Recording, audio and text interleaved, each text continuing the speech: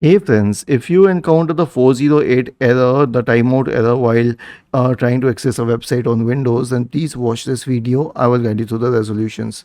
The first solution is to check the server status. So this is a generic thing. Server status checking tool. Okay, so you'll find a lot of them, downdetector.com, isitdown.com, etc. You can use all of these websites to check the status of the website which is down. For example, if it's Facebook, check its status. It will give you the complete report on when all it was down. The second one is to check the internet speed, because if the internet speed is low, then it may not be able to load the page properly. So open fast.com and check the internet speed.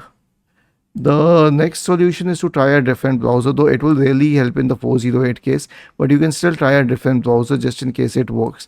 And if not, then you need to understand that it is an issue either from a server, and if it is not from the server, then it is with the functionality of the website itself.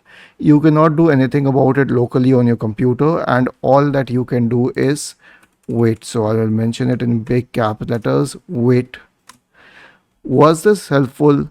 If yes, then please subscribe to the channel, and if not, then let us know in the comment section of the video on how we could help you further. Thank you for watching this video and have a nice day.